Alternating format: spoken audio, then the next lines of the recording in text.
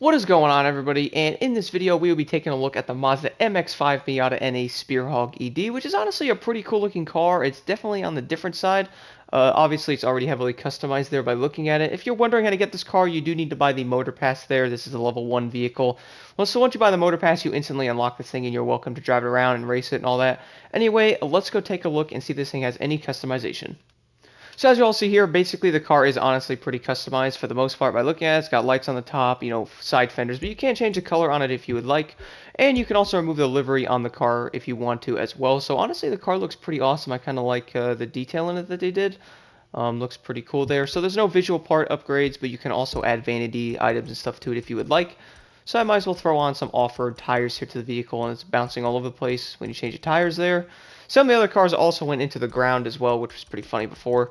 So the vanity items are pretty much whatever you guys own. You could throw them on there if you're wondering.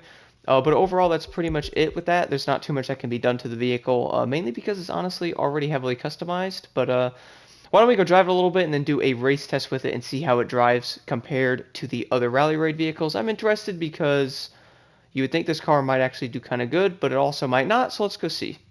So for this car, I decided to change it up a little bit. Instead of doing like a top speed run and all that, I figured I would jump into 2 different races with it and drive it in these to see how it actually does.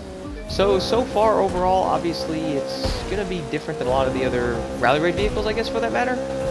Surprisingly, it's not handling bumps too bad, though. It's kind of gliding over them a little bit there.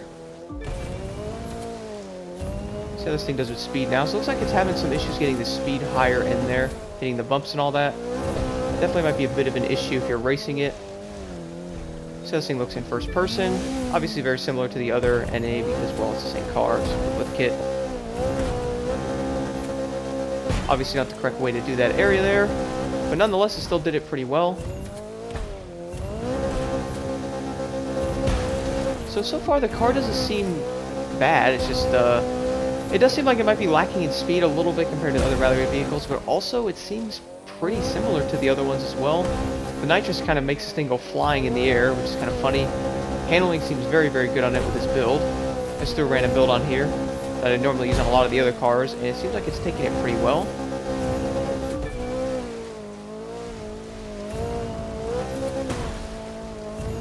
This handling jumps pretty well. Overall, guys, the car seems pretty good. So the handling overall, to me, seems actually pretty solid and stable. I was actually kind of thinking it wasn't going to be that good because how the car is and all that. You would think a car like this with suspension and all that, and how small it is, it might not do that well with these jumps, but surprisingly, it's actually not doing too bad. Speed overall seems pretty decent once you start hitting the nitrous. Most of the rally raid vehicles do actually do like 160 or so it's pretty average when it comes to that. And it also can be crashed just as easy as the other cars can. Let's see how it does over here now. Surprisingly, it's actually kind of good at jumping. It's kind of crazy. I totally just missed that checkpoint. I'm actually kind of surprised how good it's doing. I wasn't expecting it to handle this well. For what it is, it's not bad. In order, the only way to get this vehicle is to buy the Motorpass, though, which might make some people not want to get it, but I guess it's called added to collection. So let's see what it does in this straightaway. 179 miles an hour. Wow, that is actually pretty insane. That's almost up there with the Porsche 959. That's actually really insane. 179. That is also pretty average. I noticed a lot of the raid vehicles can do about 160 to 170. Let's go do another race with it right now. So I figured I'd jump into another race here to test this thing out a little bit more. So let's see how this thing does on a different type of terrain here. So far from the Dune race, I was actually kind of surprised how well this car handled. It handled good, it had good speed, and it wasn't actually struggling like I thought it was going to. Might be a little better than I thought. So nice little speed run here.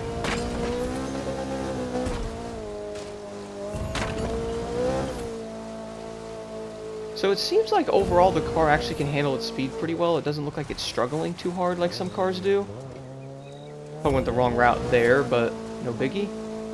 It's good to test this thing out with this, see how it can actually fly out of turns with nitrous and all that too. See how it does now. Heading up this way.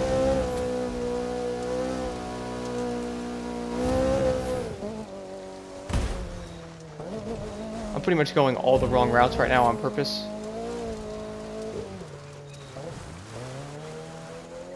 Honestly, I'm actually pretty impressed so far, mainly because the car has great stability and it's racing pretty dang well for what it is. Honestly, wasn't expecting this car to do something like this. I thought it was going to struggle a little bit. Flying down the hill, I was just doing 185 miles an hour. Okay. You always be careful on that area too, because you will literally fly right into the rock like I just did. Always want to go a little bit to the left there.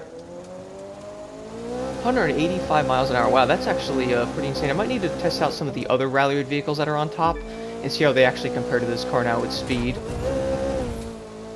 Kind of interesting how this thing stacks up against like the rally raid Ford Raptor Enforcer unit. That thing's really, really good. Probably my favorite rally raid vehicle. I try to base the cars off normally if everybody can get them as well, because in order to get this car is locked behind the Motorpass, so I try not to compare it to other vehicles in that aspect, because not everybody will be able to get this car.